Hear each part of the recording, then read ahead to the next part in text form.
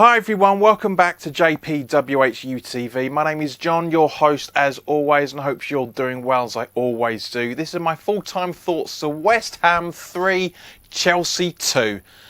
Unbelievable result, guys. As always, this video is sponsored by the channel sponsor 3retro.com. Please click the link in the description below that will take you through to the West Ham section of their website, where you can purchase some really nice retro gear, guys, as you can see from the icon that's up here, along with Admiral and Umbro Clout and Blue track jackets, polo shirts, sweatshirts and t-shirts, so go check those out. Any purchases made through the link in the description below, the commission that the channel would normally be getting, I'll be sending directly on to Iron Supporting Food Banks, the charity in the Newham area that are helping those in the Newham area that are reliant on food banks. So guys, go grab yourself a really nice retro shirt. Depending on what you're purchasing in comparison to the club shop, you'll be saving between 5 and 15 quid, and you'll be also helping those that are less fortunate than you and I. So go grab yourself a really good shirt. Perfect time for Christmas as well, for that matter.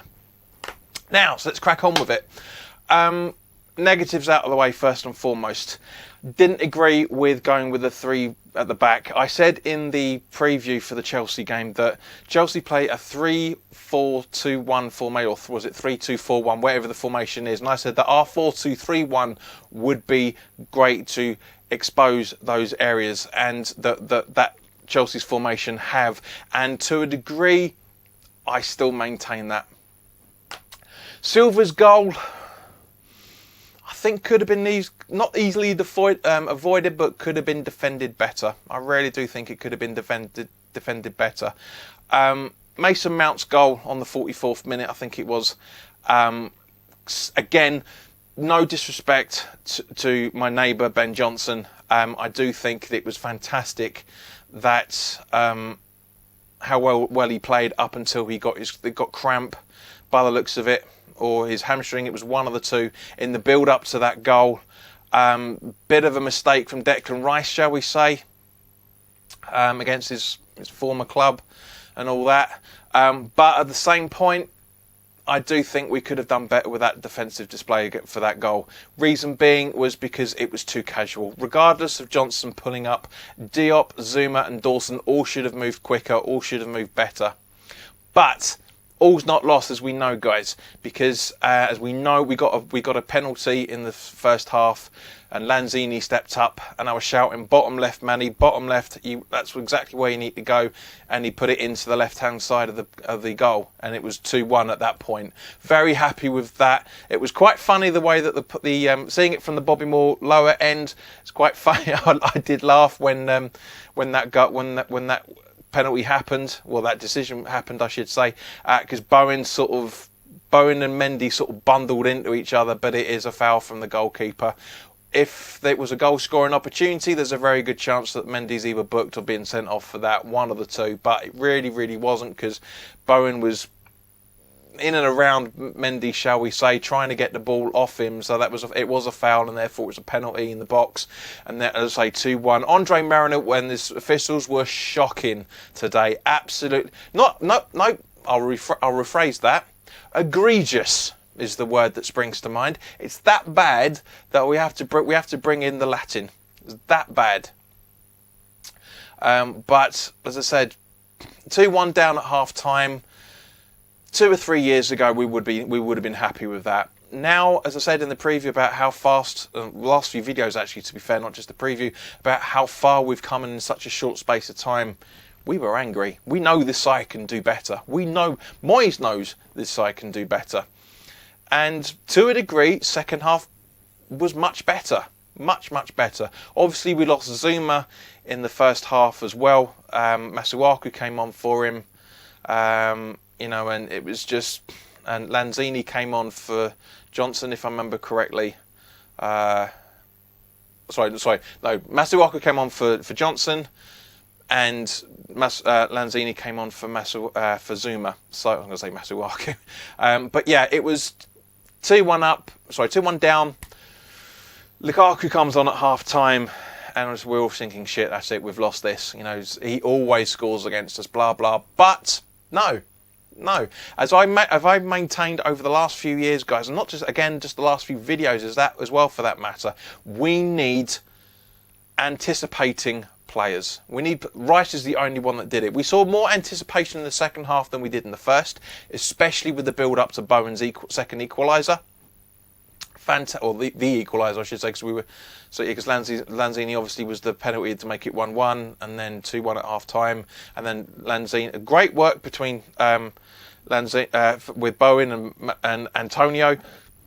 Great goal from Bowen. We were saying at half time, me and my mates were saying, Bowen needs to do more. He's missing his end product, and I said that he needs the confidence of getting an assist and getting a couple of goals. And once that goal went in, we saw an unbelievably different Bowen that day. After that goal went in, it was up to another level. The whole squad sort of raised their game a little bit, except Antonio, and I'm really, really frustrated about him in a good way, because we know what he's capable of, but guys, it does look like he's just down on the embers all the time. His head's not in it. Souček's head's not really been in it either, for that matter.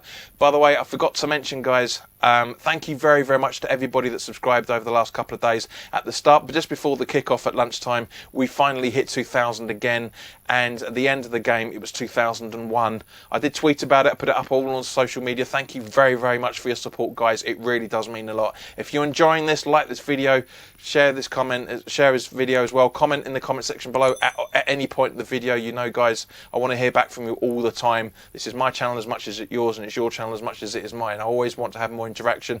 There will be more interaction coming up, but I'll talk about that in a minute once we've continue talking about the second half. So very, very good performance overall. In the second half, first half shocking, as it always is with West Ham. It's a game of two halves. Much better pressure. We were going at Chelsea a lot more in the second.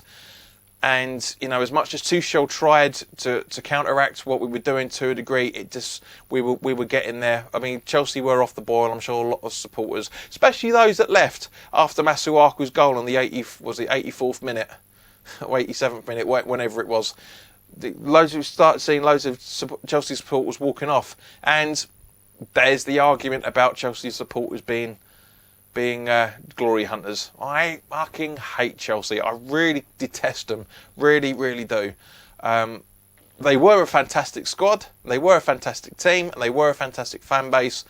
It's just the fact the fan base is more self-entitled, which is understandable to a degree when you win everything that Chelsea's won. But at the same point, 20 years ago, guys, you weren't that much different than us. Just remember that. But Masuaku's goal, bone of contention throughout the fan base, I should imagine. Did he intend it, or was it a cross?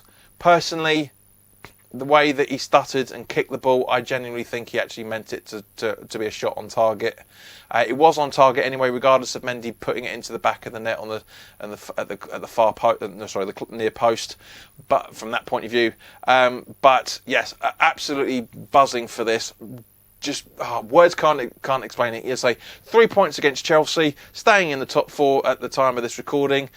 Chelsea's second loss of the season. I said in the preview, can we break their duck? We have. It's fantastic. I love that. That's the more important thing about it. And of course, guys, thank you very much to everybody that's got the channel to 2,000 subscribers. It's taken 2.25 years to do that. Almost literally 2.25 years. August bank holiday of 2019, we hit 1,000 subscribers. So it's been a long time coming, but thank you very much to everybody. I know we hit the 2,000 mark last week with the watch along, but hopefully now, as we're 2001, hopefully this will now stick. So thank you to everybody, and of course, have a fantastic weekend. Enjoy the rest of it. We've got honours again against over both clubs in London. We still got Arsenal to play. Can we make it 3 out of 3? I'm looking forward to it. I've got my Spurs away ticket in the League Cup. That arrived today, so I got that when I got back.